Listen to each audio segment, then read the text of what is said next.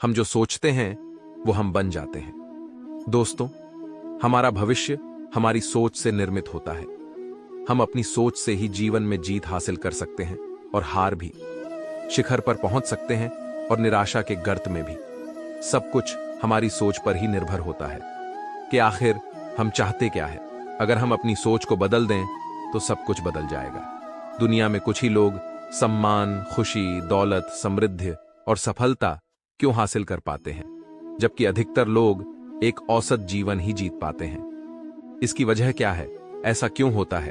क्योंकि दुनिया में अधिकतर लोग दूसरे की सफलता के बारे में अधिक सोचते हैं और अपने बारे में कम, जिसकी वजह से वह स्वयं असफल रह जाते हैं। दूसरों के सफलता के बारे में जानना व समझना अच्छी बात है और अपनी सफलता के बारे में न सोचना बुरी बात है। दोस्तों, इस कहानी के माध्यम से हम कैसे हर परिस्थिति में सकारात्मक रह सकते हैं, यह सीखेंगे। एक बार एक जवान लड़का एक गुरुजी के पास जाता है और कहता है, गुरुजी, मेरी ये किस्मत इतनी खराब क्यों है? मैं आज तक अपनी जिंदगी में जो भी चाहा वो मुझे कभी नहीं मिला। हमेशा असफलता और निराशा ही मेरे हाथ लगी है। लेकिन मैं ऐसे बहुत से लोगों को जानता हूं जिनके जिंदगी में किसी भी चीज की कोई कमी नहीं है। उन्होंने अपने जीवन में जो कुछ भी चाहा वो सब उन्हें मिला है। गुरुजी, आखिर ऐसा क्यों होता है कि कुछ लोगों को सब कुछ मिलता है, वो जो भी करते हैं हर काम में सफल होते हैं, अपनी चाहत की हर चीज को हासिल कर लेते हैं, जबकि दूसरी तरफ ज्यादातर लोग बस मेरी तरह सपने देखते रहते हैं, लेकिन वो कभी भी अपनी मनचाही चीजें और सफलता हासिल नहीं कर पाते। तो आप मुझे कोई ऐसा तरीका बताइए जिससे मैं भी अपने भाग्य को ठीक कर सकूं और मनचाही सफलता हासिल कर सकूं। गुरुजी ने लड़के की पूरी बात ध्यान से सुनी और फिर कहा, तुम जिन सफल लोगों की बात कर रहे हो सकता है उनमें से कुछ लोग अपने भाग्य के सहारे सफल हो गए हैं, लेकिन ज्यादातर लोग भाग्य के सहारे नहीं बल्कि इसलिए सफल है क्योंकि उन्होंने यह सफलता कमाई है। सफलता प्राप्त करने में और लगातार सफल बने रहने के लिए इंसान के अंदर कुछ महत्वपूर्ण आदतों और एक विशेष नजरिया का होना बेहद आवश्यक है, जिसके बारे में मैं आज तुम्हें बताने जा रहा हूं। बस मेरी पूरी बात को अंत तक ध्यान से सुनना। व्यक्ति ने कहा, जी गुरुजी, मैं आपकी पूरी बात को ध्यान से सुनूंगा। गुरुजी ने कहना शुरू किया कि हम सही तरीके और शांत मन के साथ सोचकर जीवन में आने वाले हर चुनौतियों का समाधान खोज सकते हैं। हम सबको अपनी शून्य की खोज करने का प्रयास करना चाहिए। शून्य को खोजने का अर्थ है कि एक ऐसी मानसिक अवस्था को प्राप्त करना जहां प्रेम, अच्छा स्वास्थ्य, ध्यान और खुशियां हैं, जहां कोई रोग नहीं है, कोई द्वेष, कोई चिंता, कोई युद्ध नहीं है, बस है तो सिर्फ शांति और खुशी। अपने शून्य के नजदीक पहुंचने के लिए हमें वह करते रहना चाहिए जो करना हम पसंद करते हैं। हमें हर रोज खुद से यह प्रश्न करना चाहिए कि क्या हम अपने लक्ष्य के प्रति पूरी ईमानदारी से मेहनत कर रहे हैं? क्या हम सकारात्मक और अच्छे विचार रखने वाले दोस्तों के साथ जुड़े हुए हैं? क्या हम अपने कर्तव्यों के प्रति ईमानदार हैं? क्या हम अपने खाली समय का सही से उपयोग कर रहे हैं?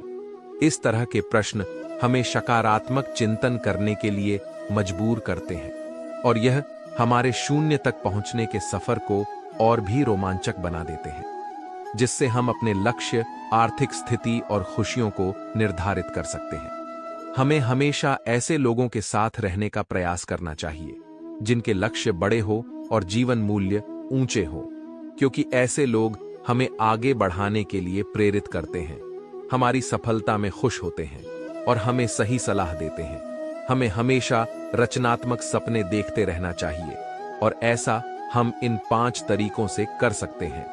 पहला, हमें खुद से यह सवाल पूछते रहना चाहिए कि मैं कौन हूं और मुझे अपनी जीवन में कहां और कैसे पहुंचना है। दूसरा तरीका, हमारे लक्ष्य पूरे तरीके से स्पष्ट होने चाहिए। हमें अच्छे से यह पता होना चाहिए कि हमें क्या हासिल करना है। तीसरा तरीका, हमारे लक्ष्य को पूरा करने के लिए हमें एक समय सीमा निर्धारित करनी चाहिए। चौथा तरीका, हमें अपने सपनों के प्रति सकारात्मक और आशापूर्ण दृष्टिकोण बनाए रखना चाहिए।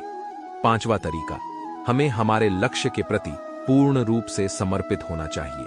हमें खुद के बारे में हमेशा सकारात्मक बातें ही करनी चाहिए, यहां तक कि अकेले में भी हमें खुद से अपने बारे में नकारात्मक बातें नहीं करनी चाहिए, क्योंकि कहे गए शब्दों में बड़ी ताकत होती है।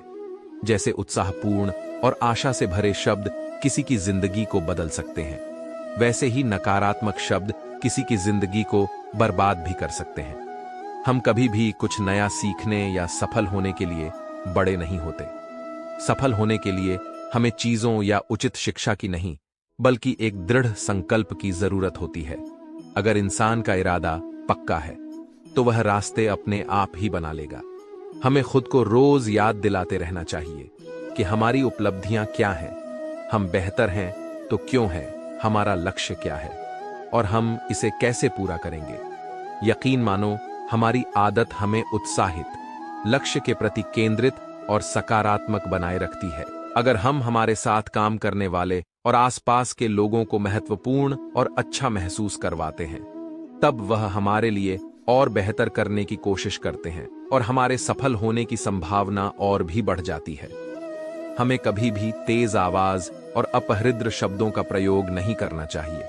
ऐसा करने से हम कमजोर और कम आत्मविश्वास वाले व्यक्ति प्रतीत होते हैं। हमारी सफलता का निर्धारण इस बात से नहीं हो सकता कि हम अपने लिए क्या करते हैं, बल्कि इस बात से होता है कि हम अन्य लोगों को प्रेरित करने के लिए क्या करते हैं।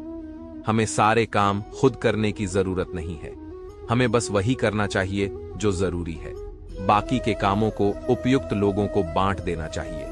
ऐसा करने से सामने वाला भी महत्वपूर्ण महसूस करता है और हमारा काम भी ज्यादा आसानी और अच्छे से हो जाता है।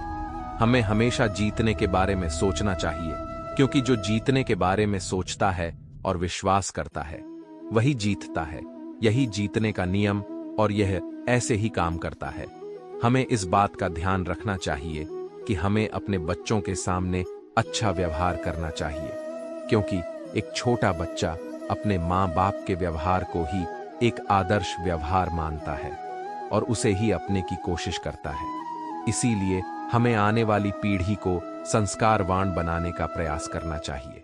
हमें जो चाहिए उसके बारे में हमें पूछना चाहिए, खोजना चाहिए, दरवाजा खटखटाना चाहिए और हमें वह मिल जाएगा जो हम पाना चाहते हैं। सफल लोग अपने पूछने की कला से वह सब कुछ हासिल कर लेते हैं जो वो पाना चाहते हैं। किसी भी प्रश्न को सही तरीके से पूछना ताकि हम अपना मनचाहा उत्तर दे सकें, ये बहुत ही बड़ी कला है जो कि सफलता की कामना करने वाले हर एक व्यक्ति के अंदर होनी ही चाहिए। गुरुजी ने आगे कहा, जीवन में सफल होने के लिए हमारे अंदर लीडरशिप क्वालिटी होना बहुत आवश्यक है।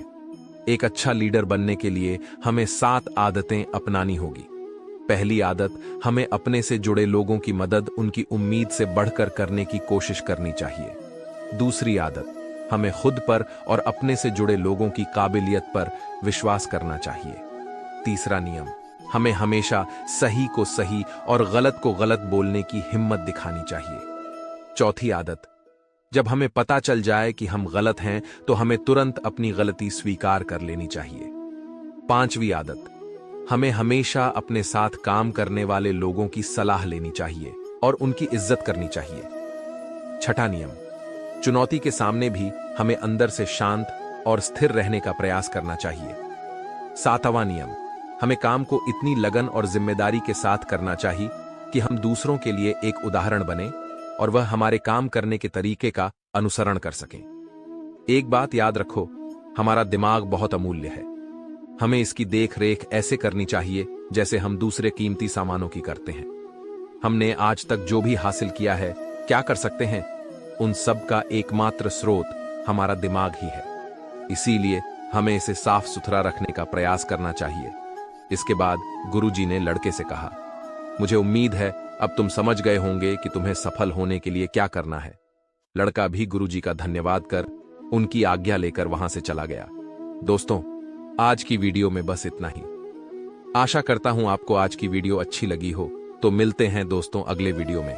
तब तक के लिए जय श्री कृष्णा, राधे राधे।